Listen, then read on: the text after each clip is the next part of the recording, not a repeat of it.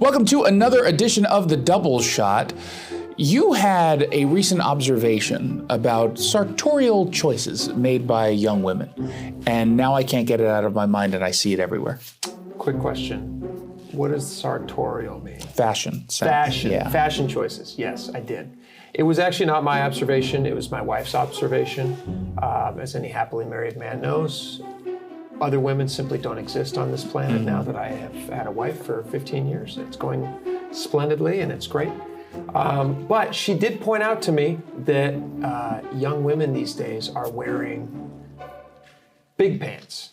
Like really big pants. And you and I were at the Mariners game the other day, and my wife was there too, and she pointed this out to us. And then it's like a blind had been taken off our eyes. Where suddenly we're looking around. That's all I saw. All you see. It's like when somebody says, slug bug. All you're seeing is slug bugs on the road. Then my wife says, big pants. Every single girl. But hold on. What jean jeans. Big pants. Yeah, they're wearing big jeans. Big jeans. Big jeans. Which is funny because when I was growing up, especially younger women who wanted to show off their fitness, tended to wear more form-fitting outfits, and I certainly appreciate it when I was younger. I certainly appreciate it now when my wife does it. I'm kind of perplexed by the giant jeans. I don't understand them. I don't get it. I'm perplexed mostly because it's just ugly. And I don't understand how they don't see that it's just really off-putting. And is that maybe the move? Is to be off-putting, to try to lure someone in via your personality? No, that's for all of human history. That's not been what people tend to do. Well, ugly people. Well, there's just a lot of big jeans out there, and I'm just not sure what it's about. And I don't understand where it came from. It's obviously a fashion choice. Yeah, it very clearly is the thing. Or what was the word? Sartorial? Sartorial. It's clearly a sartorial choice that these young women are making. And again, it has no effect on me whatsoever because I don't notice that other women exist. But my wife, who does buy clothing and shops and does all these things, has had to make a decision. She said, am I going to dress? Because there's a clear line. There's a line that's drawn in the sand.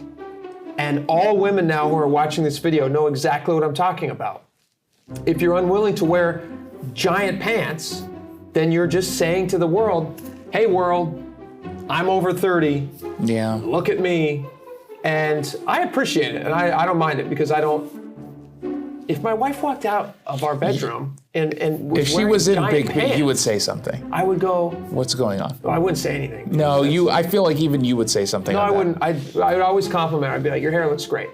But the giant pants, I don't get the giant pants. Yeah, I know the whole your body, your choice, make a different choice. It's not a good one. You don't like it? No. What would your advice be?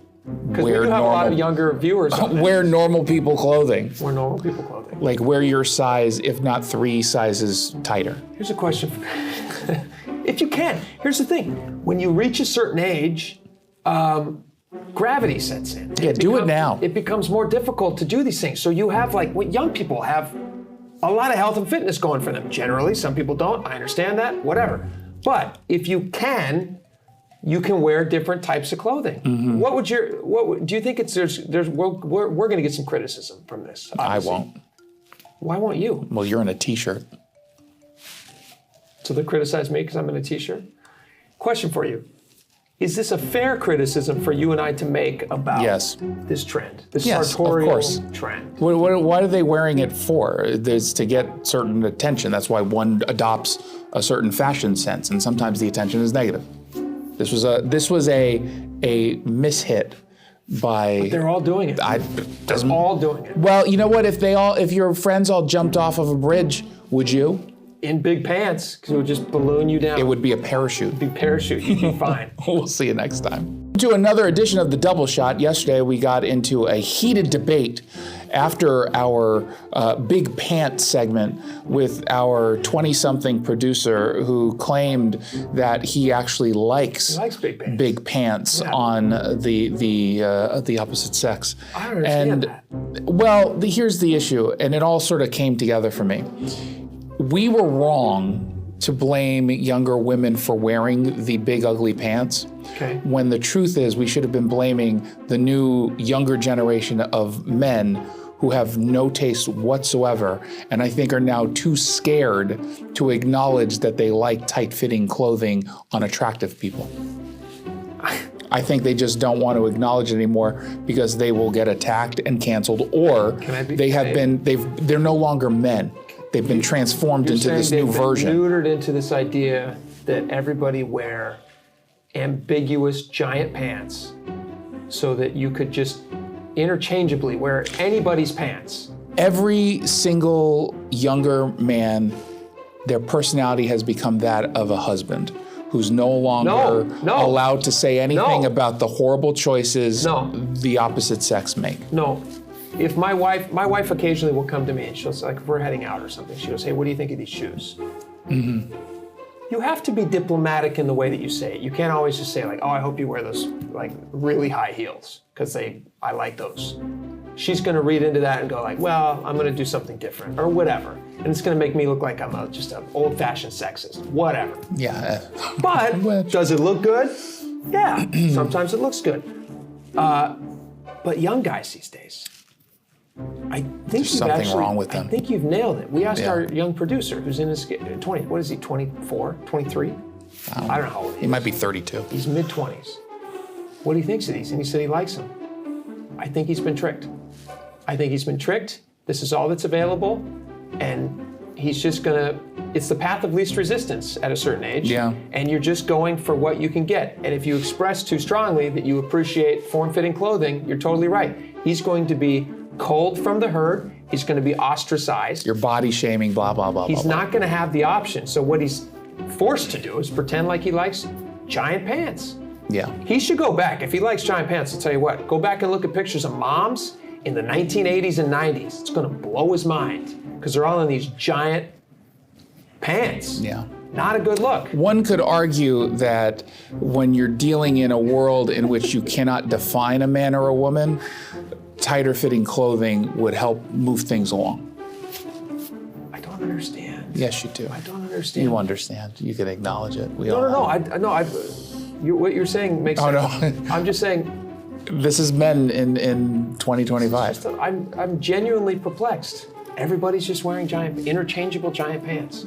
God, we need Trump more than ever. Interchangeable giant pants. What's going on? What sort of a... When I was 18 years old, 19, 20 years old, a young man with... It's a few years ago. Blood in my veins. Less than a decade ago, right? Because we're so young. I would have seen giant pants. I would have gone like... Clown. Why are you wearing giant pants? Where's the giant clown shoes associated with those pants? And yes, people might feel like we're being mean, but we're making a point here. We're not being mean, we're being honest. Are we going to get faulted for being honest? I hope not. You will. Why would I? Because I would allow myself to get attacked for this. I'm not getting attacked for it. I like tighter pants. Well, you know what? I don't care what a woman wears. Wear what you want, what you feel comfortable in. You know what? Don't let the patriarchy keep you down. Listen, I don't care what women wear. I've told you this yesterday in the video we did yesterday. I've been happily married for a long time. I don't give two cares what anybody else wears. Yeah. But if my wife was wearing giant pants, samesies, if I showed up and I was wearing giant pants, my wife would go, what's with the giant pants? What's going on? What's going on? Do you have a swollen leg or something you're trying to hide? Doesn't make any sense to me. Okay. We'll see you next time. Hey, welcome to another double shot. We got word this week, in the past 2 weeks, that United Airlines is changing its policy around people checking in to get onto a flight when they don't have checked bags at all. And essentially what they're saying is, all the advice you were told before, we're actually weirdly throwing it away. Because you've often been told, show up to the airport like 2 hours before a domestic flight. 2 hours early. Now they're saying check in 45 minutes before. And they say that this is going to be more efficient. And I can't help but wonder if it's going to do the opposite. Why? What do you mean? That said, 45 minutes because... To go through TSA? to check your bag. So yes, I mean, presumably that you're doing that before you go through TSA. Makes sense. But I was thinking this through because honestly, my strategy to get to the airport, and one time I got a close call, but for the most part, I show up with about 45 minutes to go. I get in line with about 45 to 30 minutes to go before the gate opens. I do that every single time because I don't want to waste time at an airport. It's boring. There's nowhere to sit. There's nowhere to plug in. Sure. It's just a pain. So, but I'm smart. I'm a good traveler. Okay. Most people aren't.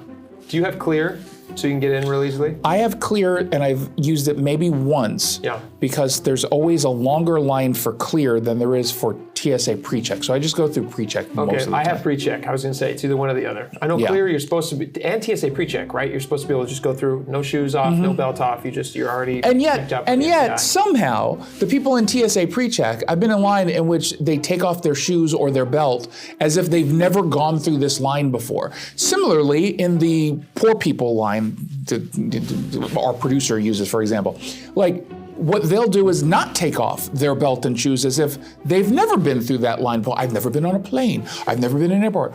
That's the reason why everything is so inefficient. It really doesn't have anything to do with the time that you get there. It's how you spend the time when you're there. And if you're choosing to do things you don't need to do, or choosing not to do things you should do, you're making it worse for everybody else. I have a trick that I do. They say, like, you want to try to find yourself in line behind people who look prepared. So like a lot of people will wear shoes that don't have laces so they can quickly slide in and out of them, which is a nice thing.